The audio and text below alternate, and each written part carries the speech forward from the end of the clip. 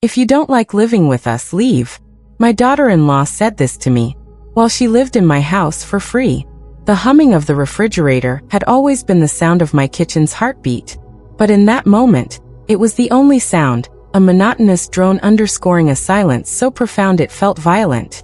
The tea towel in my hand, a simple blue and white checked cotton, felt like the only solid thing in a world that had just tilted off its axis. I was staring at Priya, my daughter-in-law. The echo of her words, "If you don't like living with us, leave," seemed to ripple outwards, distorting the very air in the room I had cooked family meals in for 30 years. This was the house where I had rocked my son to sleep, where I had nursed my husband through his final illness, where the walls were imbued with every joy and every sorrow of my adult life. And in the space of a single sentence, this vibrant tapestry of memory was reduced to a mere transaction, a space I occupied at someone else's sufferance. The coldness in her eyes wasn't anger. It was a simple, stark statement of fact. I was the problem, and the solution was for me to vanish. The weight of that realization settled in my bones, a heavy, cold dread. This was no longer just a disagreement. It was a battle for my home, my sanity, and my very sense of self. The emptiness after Robert died was not a sudden void. It was a slow, creeping tide. At first, the house was full of people, well-meaning relatives, friends bearing casseroles, the quiet murmur of condolence. But then, one by one, they left, returning to their own full lives, and the silence moved in. It was most deafening in the evenings. I would set the table for one. The clink of a single plate, a single glass, was a sound so lonely it could break your heart. I'd wander from room to room, running my hands over the furniture we'd chosen together, looking at photographs of us on holidays, Robert with his arm around me, both of us squinting into the sun, so sure of our forever. Arjun, my son, was my tether to the world. He was his father's son. The same gentle eyes, the same thoughtful nature that meant he felt things deeply but often struggled to give those feelings voice. He called every day without fail. He'd come over on Sundays and we'd have lunch, and the house would feel alive again for a few precious hours. But watching his car pull away from the curb every Sunday evening was a little grief all over again. When he started seeing Priya, I saw a new light in him. She was a force of nature, vivacious, sharp and ambitious. Where Arjun was calm, she was energy.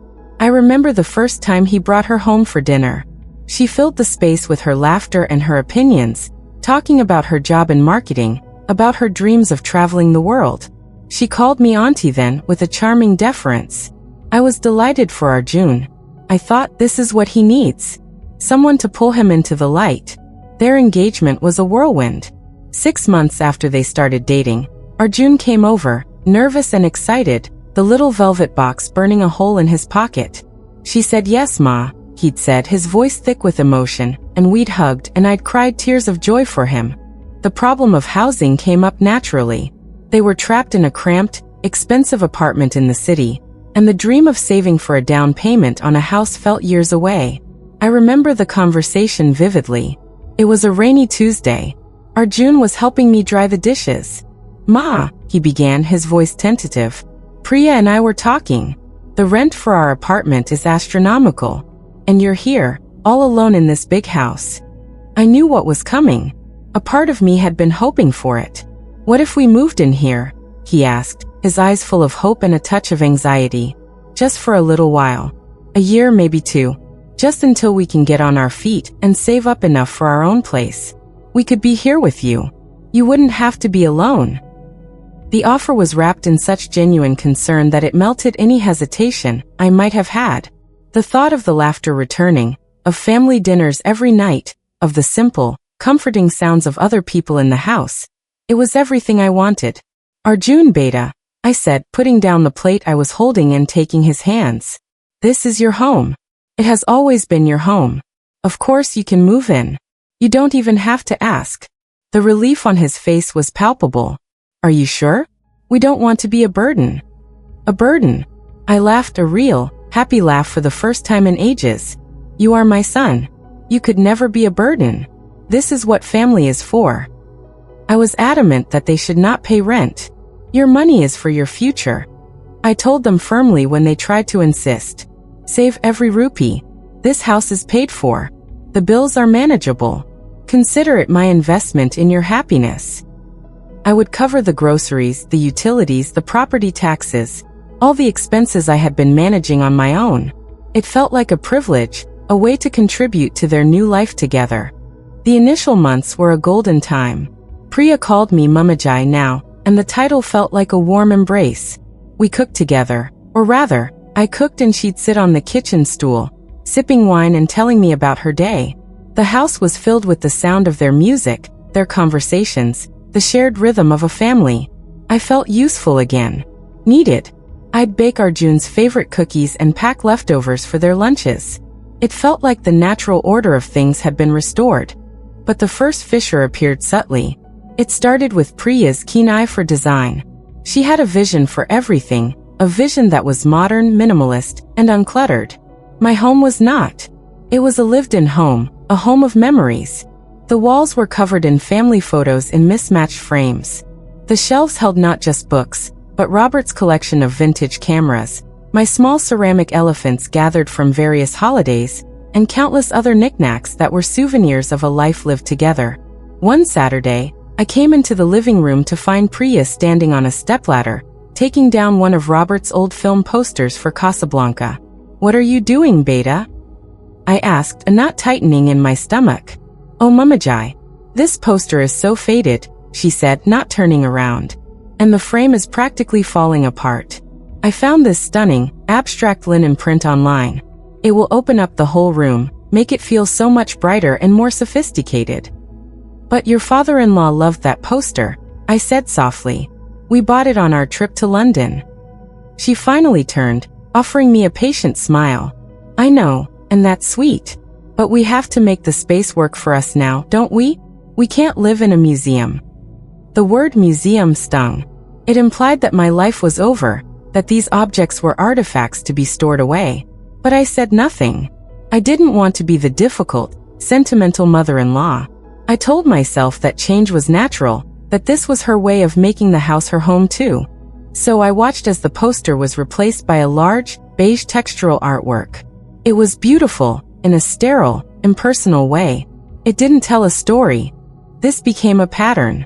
My collection of ceramic elephants was gathered up and placed on a single high shelf in the guest room, because they were dust collectors. The comfortable, slightly worn armchair where Robert used to read was donated to make way for a sleek, angular chaise lounge that was, ironically, far less comfortable. My kitchen, my sanctuary, was next. My sturdy, old wooden rolling pin was replaced with a fancy marble one. My well-seasoned cast-iron pans were deemed unhealthy and too heavy, supplanted by a set of non-stick cookware. Each change was a small erasure. Each time I bit my tongue, I felt a little piece of my identity being sanded away. I was accommodating myself into oblivion. The house was beginning to look like a page from a catalog, beautiful, but soulless. It was becoming their home, and I was starting to feel like a long-term guest who had overstayed her welcome. The atmosphere in the house had shifted palpably. The initial warmth had cooled into a polite, distant cordiality. Priya's suggestions had hardened into subtle criticisms, delivered with a smile that never quite reached her eyes. My cooking was now routinely a bit too spicy, or a bit too rich. My method of folding laundry was inefficient. The volume of my television in the evenings was disturbing. I found myself modulating my behavior, my habits, my very presence to avoid causing friction. I was walking on eggshells in my own home. Arjun seemed oblivious, lost in the bliss of his new marriage, or perhaps willfully ignoring the tension. When I tried to broach the subject with him, his responses were always the same. "She's just trying to help, Ma." Or, "You know how she is, she likes things a certain way. Don't take it to heart." His dismissals were like paper cuts, small but they accumulated, leaving me feeling raw and isolated. My feelings were being framed as a personal sensitivity, a character flaw, rather than a legitimate response to being systematically marginalized. The climax of this Cold War arrived on a perfectly ordinary Saturday. The morning sun was streaming into the kitchen. Arjun was at work for a half-day. Priya was lounging on the living room sofa, which had been reupholstered in a gray linen fabric she'd chosen. She was scrolling through her phone, her brow furrowed in concentration. I was at the counter, chopping vegetables for lunch. The rhythmic thwomp of the knife on the wooden board was a comforting, meditative sound. Priya sighed loudly, a performative sound meant to draw my attention. Mumajai, you have to see this. She didn't wait for me to respond. Look at this kitchen from Architectural Digest. Isn't it stunning? The open shelving, the waterfall island, the smart lighting. Iglan stover. It was a vast, sterile-looking kitchen, all white marble and chrome. It looked like a place where no real cooking, no messy, loving creation of food, ever happened. It's very white, I said neutrally, turning back to my onions. That's the point, she said, her voice tinged with excitement. It's clean. Modern. This house has so much potential, but it's just so dark. And this kitchen, she paused, and I could feel her gaze sweeping over my domain. It's ancient. The cabinets are dated, the layout is impractical, and that laminate countertop has to go. I put the knife down carefully. The familiar sense of cumin and coriander seeds I had been tempering hung in the air. This kitchen has been the heart of this home for 30 years, Priya, I said, my voice even but firm. It's where I cooked for my husband. It's where I fed my son. It has seen more love and life than any picture in a magazine. I have no intention of gutting it. There was a silence. Then the rustle of her getting up from the sofa. She came to stand in the kitchen doorway, leaning against the frame, her arms crossed. Her expression was no longer one of excitement, but of cool, calculated impatience. But that's just it, Mumajai, she said, her voice dropping into a tone that was dangerously calm. It's our home now. We live here too. Our needs are different. Our tastes are different. We can't be held back by sentimentality. She paused, letting the word hang in the air like a bad smell. And if you don't like living with us, with the way we want to live, you can always leave. Leave. The word landed not like a slap, but like a punch to the gut, knocking the air from my lungs. I stared at her, my mind scrambling for a foothold. Was this a joke? A moment of anger she would regret? But her face was perfectly serene, her gaze steady. She meant it. She was evicting me from my own life. The humming of the refrigerator seemed to grow louder, filling the terrible silence. My eyes drifted from her face to the window over the sink, to the bird feeder Robert had hung there for me. This was my home. Every scratch on the floor, every smudge on the wall, was part of my story. And she was telling me the story was over. I didn't say a word. I simply picked up the knife again, my hand trembling slightly, and resumed chopping the onion, my vision blurring with tears I refused to let fall. The battle lines had been drawn, not with a shout, but with a quiet, devastating ultimatum. The days after Priya's declaration were a study in psychological warfare. The house was divided into territories. The living room and the main bathroom were firmly theirs, now decorated so thoroughly in their minimalist aesthetic that I felt like an intruder whenever I entered. My presence there seemed to cause a subtle, but perceptible tension. Priya would fall silent when I walked in, or she and Arjun would exchange a look I couldn't decipher. My world shrank to my bedroom and defiantly my kitchen. But even the kitchen was no longer a safe haven. I'd find my spice jars rearranged into neat, alphabetical order, which somehow made the process of cooking feel alien and frustrating. My favorite tea mug, the one with a chip in the handle that Arjun had made me in pottery class as a child, went missing for 2 days before I found it tucked away at the back of a high cabinet, behind a set of fancy espresso cups they'd received as a wedding gift. It was a small thing, but it felt symbolic. You and your sentimental junk don't belong out in the open. Meals became the worst part of the day. When Arjun was home, we would eat together, but the conversation was a minefield. It consisted of polite, surface-level topics: the weather, a movie they'd seen, work gossip. Any attempt I made to bring up a memory, to talk about a neighbor I'd run into, or to discuss a financial concern about the house was met with a wall of polite indifference, or swiftly redirected. I felt myself becoming a ghost at my own table, my voice a faint echo nobody needed to hear. One evening, I broached the subject of the rising electricity bill. It had nearly doubled since they'd moved in, largely due to their preference for having the air conditioning on constantly, even on pleasantly cool days. Arjun Beta, the electricity bill came today, I said, placing it on the table beside his plate. It's quite high. Perhaps we could be a little more mindful? Open the windows in the evening. Priya answered before he could. Mumajai, with the pollution levels, it's not healthy to keep the windows open. And Arjun and I both work high-stress jobs. We need a cool, comfortable environment to come home to and decompress. It's a necessary expense for our well-being. Her tone was so reasonable, so final. Our well-being. The "our" clearly did not include me. My well-being, it seemed, was contingent on my ability to adapt to their needs and absorb the resulting costs. Arjun just nodded, not meeting my eyes. She's right, Ma.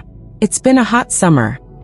I looked at my son, this man I had raised, and saw a stranger. Where was the boy who had been taught to turn off lights when he left a room? Where was the man who should have been able to see the financial strain this was putting on his mother? He was receding from me, pulled into the orbit of his wife's reality. A reality where my concerns were trivial inconveniences. The financial strain was becoming a constant, low-grade anxiety. My pension was fixed. It was designed to support one elderly woman living modestly, not to subsidize the lifestyle of two working professionals. I started keeping a detailed ledger, a habit I'd picked up from Robert. I noted every grocery bill, every utility payment. I saw the numbers adding up, my modest savings slowly, inexorably dwindling. I was paying for the privilege of being made to feel unwelcome. And then there were the packages. They arrived with relentless frequency, delivery men constantly at the door bearing boxes from online retailers. Priya would excitedly tear them open, revealing new clothes, expensive-looking skincare products in sleek packaging, the latest tech gadgets for Arjun. I once made the mistake of commenting on a beautiful, and no doubt expensive, silk blouse she was showing Arjun. "It's lovely, Priya," I'd said. "Thank you, Mumajai. It's from that new sustainable brand everyone's talking about. A bit of an investment, but so worth it for quality pieces." An investment. The word echoed in my head later as I looked at my ledger. Their investments were in their appearance, their comfort, their future. My investment, my home, my savings, was being spent on maintaining the very situation that was crushing me. The loneliness was a physical ache. I missed the easy companionship I'd had with Arjun. I missed the simple ability to relax in my own living room. I started spending more and more time in my bedroom, a room that was still mine, though even that felt threatened. I'd lie in bed at night, listening to the muffled sound of their laughter from the living room, and feel a pang of such profound isolation it took my breath away. I was living with people, but I had never felt more alone. The final, crushing blow came about 3 weeks after the kitchen confrontation. I had gone to bed early with a book, but sleep eluded me. I came downstairs to get a glass of warm milk, moving quietly in my slippers. Their bedroom door was ajar, and a slice of light fell across the hallway floor. I could hear their voices, low but clear. I paused, not meaning to eavesdrop, but rooted to the spot by the tone of their conversation. It was Priya speaking, her voice sharp and insistent. "Never save enough if we have to buy a house at today's prices. The market is insane. But this house is in a prime location. The land value alone is huge." Arjun's voice was a tired mumble. "I know, Priya. But it's Ma's house. We can't just assume." "Assume?" She cut him off. "Arjun, we're not assuming. We're planning. We're her only family. What is she going to do? Live here alone forever? It's impractical. It's selfish even. This house is too big for one person. If we had this place, we could even knock down that wall and build a proper extension, make a master suite. We're her future. She should be happy to see us secure. She should want this for us." Selfish. The word was a knife to the heart. My desire to hold on to the home I'd built with my husband was selfish. Arjun sighed, a sound of utter defeat. "I'll talk to her. Eventually.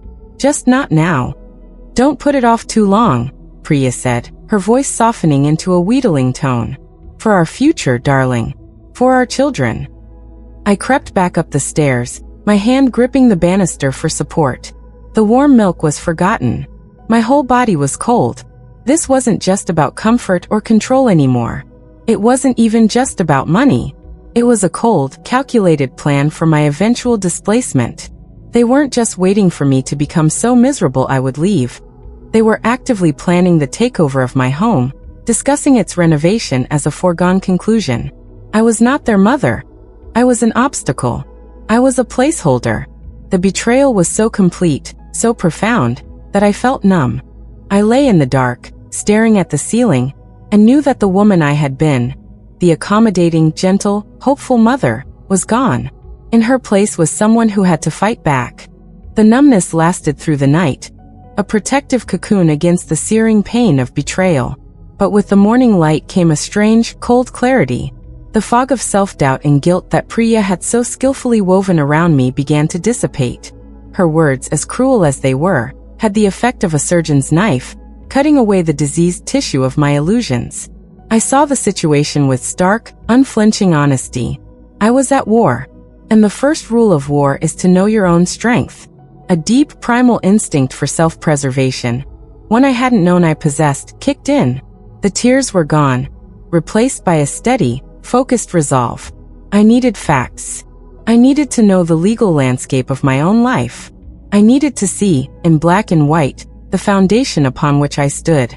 That morning, after they had both left for work, I did something I hadn't done in years. I dressed with purpose. I drove to the bank. The familiar, hushed atmosphere of the vault felt like a sanctuary. I gave my name, showed my identification, and was led to the small, private room with the safety deposit boxes. My hands were steady as I turned the key in the lock for box 217. Inside, amidst the old passports, my marriage certificate, and the kids' birth certificates, was a long, heavy cardboard tube. I pulled it out, my heart beating a slow, solid rhythm. I unrolled the thick, legal-sized paper on the cold metal table. It was the deed to the house. My eyes scanned the document, past the legal descriptions and parcel numbers, until they landed on the most important part. The names. Just us. As it always had been. Our names side by side, as they had been in life. A sob caught in my throat, but it was one of relief, of vindication, of power. This paper was my shield. This paper was my truth. The power balance I had felt shifting so terrifyingly away from me had, in fact, never moved. The scales had always been in my hands. I had simply been so busy trying to keep everyone else happy that I had forgotten I was holding them. The house was mine. Unambiguously, legali, irrevocably mine. They had no claim. Not a legal one. Not a moral one. Not yet. This revelation did not fill me with a desire for vengeance. Instead, it filled me with a profound and steadying sense of responsibility. Robert had left me this home, this security. He had trusted me to be the steward of our shared legacy. And I had been failing. I had been allowing it to be taken from me, piece by piece, not through force, but through my own passivity. That ended today. I carefully re-rolled the deed and placed it back in the tube. I closed the safety deposit box, the metallic clang of the door a sound of finality. I walked out of the bank into the midday sun, and for the first time in months, I stood up straight. The weight was still there, but it was no longer the weight of oppression. It was the weight of purpose. I knew what I had to do. My first stop was the office of Mr. Rohan Desai. He had been our family lawyer for over 40 years. He had handled Robert's will, the house purchase, and 1,000 other small legal matters of our lives. He was a man in his late 70s now, with kind eyes behind thick spectacles and a demeanor of unflappable calm.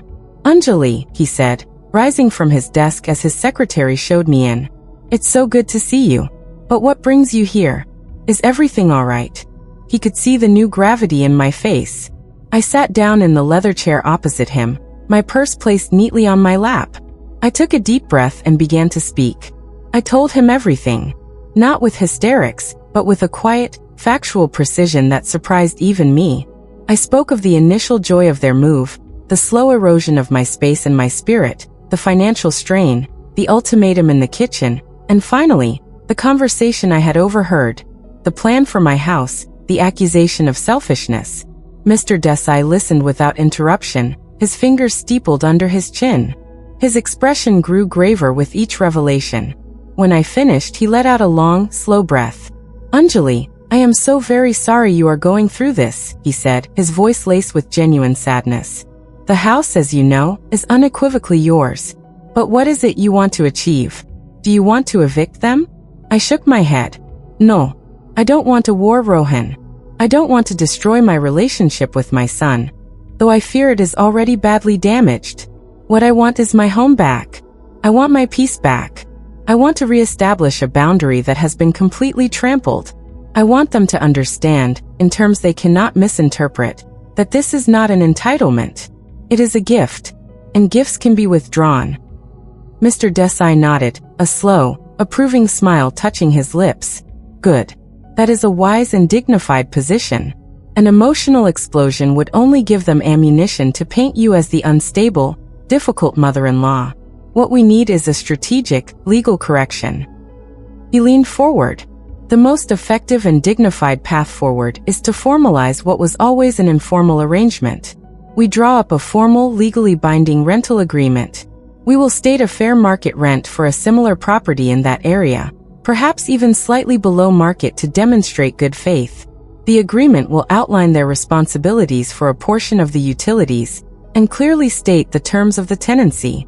We present it to them for signature. It was brilliant. It was not emotional. It was business. It was a language Priya understood perfectly. It would shatter her narrative of ownership and replace it with one of tenancy. Secondly, Mr. Desai continued, while we are at it, I strongly advise you to draft a new will. A new will?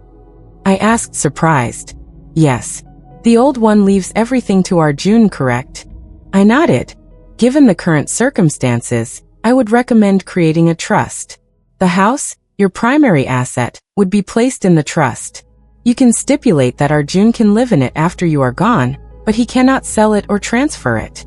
It would remain in the family name, perhaps for any future grandchildren. It prevents the scenario you overheard, the house being seen as a mere asset to be cashed in for a better one. It secures your and Robert's legacy. Tears pricked my eyes again, but this time they were tears of gratitude.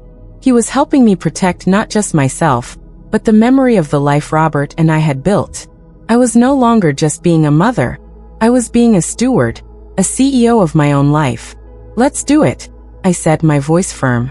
The next week was a period of intense, quiet preparation. Mr. Desai drafted the documents. I, meanwhile, became an archivist of my own life. I gathered all the utility bills from before they moved in and after. I printed out bank statements showing the steady drain on my savings. I created a simple spreadsheet detailing the monthly financial burden I had undertaken for them. This was not for them. This was for me. It was my evidence, my reminder that I was not crazy, that my feelings were based on cold, hard facts. I also began the quiet, emotional work of reclaiming my space. When they were out, I would bring a few of my ceramic elephants down from the high shelf and place them back on the living room mantelpiece. I didn't make a show of it. I just reintegrated small pieces of myself back into the landscape of the house.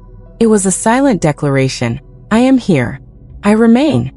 I planned the confrontation not as an argument, but as a meeting. I would be calm. I would be prepared. I would not cry. I would not plead. I would state the new terms of our coexistence. The power was back in my hands, and I intended to wield it with grace, but with absolute firmness.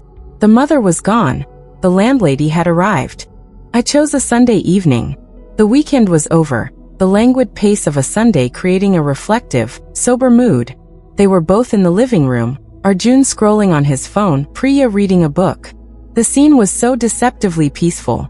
I walked in, holding the 2 copies of the rental agreement Mr. Desai had couriered over. My heart was pounding, but my hands were steady.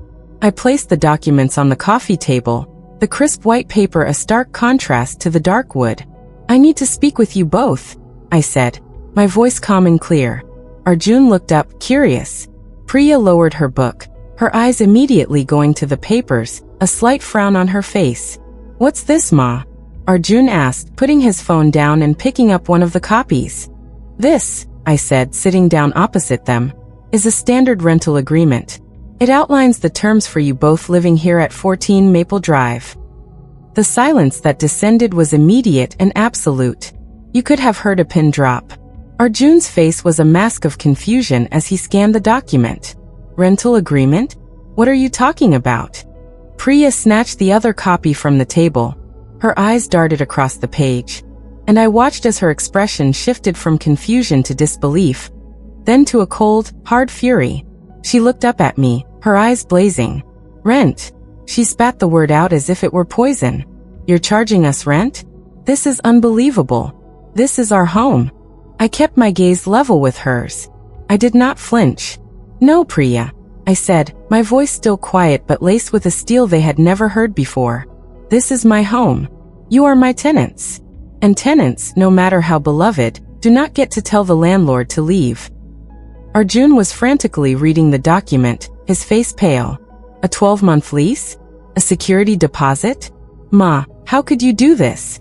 How could you spring this on us without even talking to us first? This is so cold." "I am talking to you now, Beta," I replied, my focus turning to him. The pain in his voice was real, and it hurt me to hear it, but I could not let it derail me. I have tried to talk. For months, I have tried to talk about how I was feeling, about the financial strain, about the way I was being treated in my own home. My words were dismissed. My feelings were labeled as taking things personally. So now we are no longer talking about feelings. We are talking about facts. I reached into the folder I had brought with me and placed my simple spreadsheet on the table next to the agreement. These are the facts. This is the increase in the electricity bill since you moved in. This is the increase in the water bill. This is the monthly grocery expenditure I have been covering. This is the amount of my savings that have been used to subsidize your life here, while you save for your own future. Priya stared at the spreadsheet as if it were a live snake. "You've been tracking this? Spying on us?" "I have been managing a household, Priya," I corrected her gently. "Something I have done successfully for over 30 years. I opened my home to you out of love. I asked for nothing in return. But love does not mean being taken for granted. Love should not mean being made to feel like a stranger under my own roof. This agreement," I tapped the document with my finger, "is simply a reminder of that fact. It formalizes the arrangement.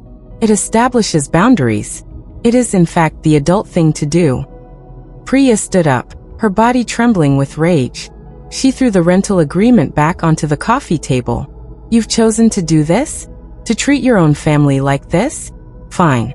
We'll see how you like living in this big, empty house all by yourself. Come on, Arjun." She stormed out of the room.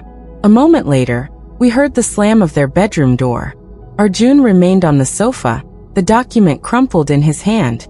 He looked from the paper to my face, and for the first time, I saw not a bewildered boy, but a man beginning to comprehend the consequences of his own inaction. The reality of the situation, of his wife's behavior, and of my quiet, desperate suffering, was finally dawning on him. The shame and confusion on his face were a more powerful confrontation than any shouting match could ever have been. He didn't say a word. He just slowly stood up, the paper still in his hand, and walked out of the room, leaving me alone in the silence. I let out a breath I didn't realize I'd been holding. It was done. They moved out within a month. The process was cold and efficient. They found a modern apartment in the city, one that suited their aesthetic perfectly. The day the movers came was a strange one. I stayed in my room, giving them their space, listening to the sounds of their life being packed up and taken away. There was sadness, of course, a deep, resonant grief for the future I had imagined, one of shared holidays and grandchildren playing in the garden. That dream was broken. But when the last truck pulled away, and I finally walked out into the living room, the feeling that overwhelmed me was not loneliness. It was peace. The silence was no longer a threatening void. It was a spacious, gentle quiet. It was mine. I spent the first day just being. I made a cup of tea and drank it in my favorite chair, the one Priya had hated. I brought all my ceramic elephants down from the guest room and arranged them on the shelves. I went into the kitchen and cooked a simple meal for one, using my old, heavy cast iron pan. The house slowly began to smell like my home again, of spices, of books, of peace. My relationship with Arjun is strained. We talk on the phone once a week. The conversations are careful, a little stilted. He is living with the consequences of his passivity, and I think for the first time he is truly seeing his wife's character. It is a painful lesson for him. I love him, and I always will, but the dynamic has irrevocably changed. We are learning to build a new relationship, one with clear, healthy boundaries, one based on mutual respect rather than maternal sacrifice. As for Priya, we are civil. I see her on occasional family visits, and we exchange polite greetings. The war is over. I hold no hatred for her in my heart. In a strange, painful way, I am grateful to her. Her harshness, her entitlement, her cruel words, they were a gift. They were the shock I needed to wake up from my slumber of self-abnegation. She forced me to remember who I was, what I was worth, and what I was willing to fight for. The house is quiet again, but I am no longer lonely. I have my books, my garden, my friends. I have the memory of a great love that built this home. A love that would have been saddened by the recent events, but would have been proud of how I finally stood my ground. I learned that the deepest love for your family must be rooted in a deep love and respect for yourself. You can open your doors and your heart wide, but you must never hand over the keys to your own soul. The most difficult doors to close are often the ones you never should have left.